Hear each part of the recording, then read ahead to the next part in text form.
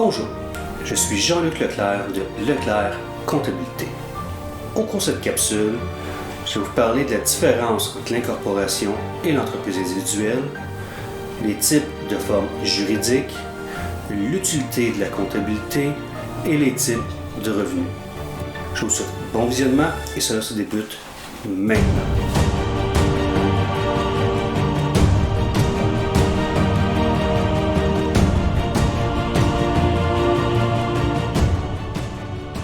L'incorporation et l'entreprise individuelle. C'est un point extrêmement important en entreprise.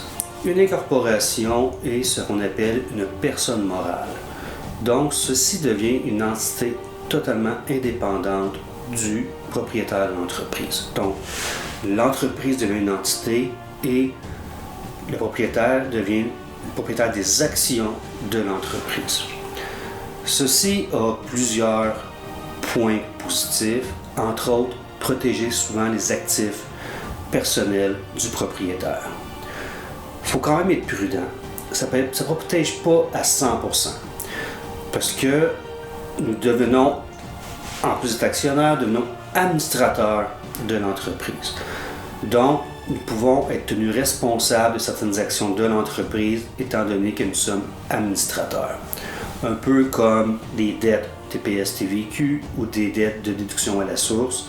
À ce moment-là, le gouvernement peut aller sur l'administrateur quand l'administrateur prend les décisions pour l'entreprise. Si vous désirez partir une entreprise, un incorporé, je vous conseille fortement de faire affaire avec un avocat pour votre livre des minutes et les statuts juridiques de l'entreprise. Lorsqu'on bâtit une maison, il est important que la fondation soit solide et le statut juridique est cette fondation. Les formes juridiques. Il existe une multitude de formes juridiques pour une entreprise. Souvent, les plus utilisées vont être la société par action ou l'entreprise individuelle. Comme mentionné un peu plus tôt, l'entreprise individuelle, c'est l'individu personnellement, totalement responsable des opérations de l'entreprise. Donc, l'individu est imposé sur le revenu de l'entreprise. Au niveau de la société par action, on devient actionnaire et administrateur de l'entreprise. Donc, la société par action paie ses impôts. L'individu ne paie pas ses impôts sur les bénéfices de la société parce que c'est la société qui les paye, mais paie des impôts sur les revenus qu'il va recevoir de la société, soit par salaire, soit par dividende. C'est les deux les plus utilisés. Il existe aussi société en nom collectif, qui est un peu la même chose que les sociétés individuelles, mais lorsqu'on est plusieurs. À ce moment-là, on devient une société en nom collectif. On va voir à l'occasion des SENC. Souvent au nom. Ensuite, société en commandite, société de participation, c'est un peu comme société en collectif, mais avec des particularités. Je ne veux pas rentrer dans ces sujets-là. Personne morale sans but lucratif, les OBNL, syndicat de propriété, on voit ça souvent dans des tours de condominium, où c'est le syndicat de propriété qui prend des décisions pour l'ensemble des propriétaires, de copropriétaires des condos, associations, on en voit tous les sortes, groupement de personnes, coopératives, on voit ça à l'occasion aussi, fiducie, toutes sortes de fiducies. Donc, il y a une multitude d'entreprises ou de types d'entreprises, tout dépendant de la façon que vous prévoyez les choses. Donc, c'est vraiment important de faire appel à un conseiller juridique, un avocat, pour vraiment être certain de prendre la bonne forme juridique. Puis toujours conseiller aussi de conseiller par un comptable, mais pour le montage et la structure, allez voir un avocat. Vous allez vous sauver beaucoup de tracas dans le futur. La comptabilité, à la base, c'est un système d'information financière. Ce système aide pour la gestion d'une entreprise. On aime savoir où sont nos dépenses, où sont nos revenus, quel type de revenu. Donc, la comptabilité, c'est le système qui vient englober tout ça, de comment rentrer les données pour pouvoir ressortir les données de façon à pouvoir prendre des bonnes décisions de gestion. Le degré de précision dépend beaucoup du degré d'information que l'on recherche. Dans certaines entreprises, ils veulent avoir un degré de précision extrêmement important.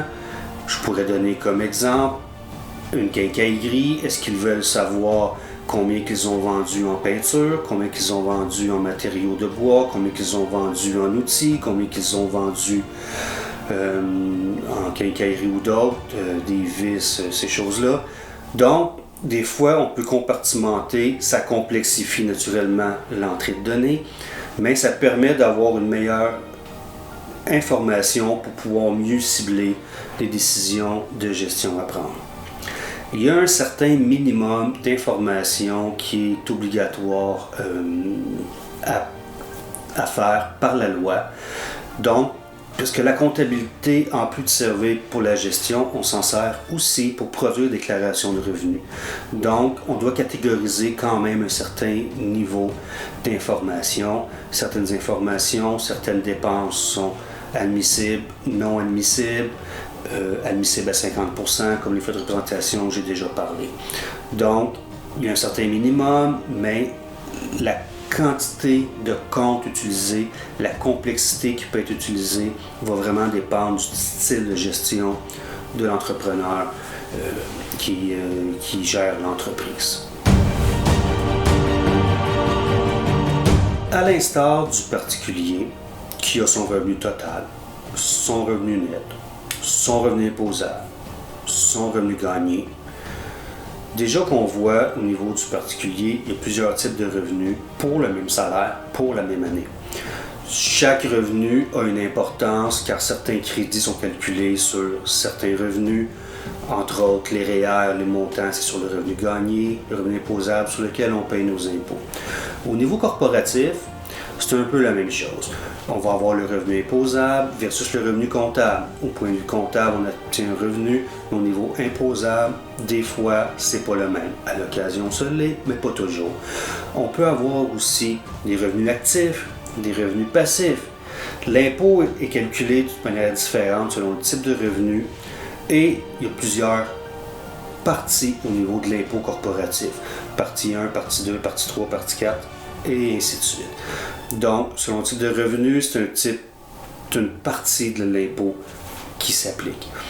Donc, je sais que sur les sites de l'Agence du Revenu du Canada ainsi que l'Agence du Revenu du Québec, vous pouvez trouver des formulaires pour produire vos déclarations T2 et CO17, mais c'est une chose que je vous conseille fortement de ne pas vous aventurer dans ce type de travail-là sans avoir d'excellentes connaissances comptables et fiscales.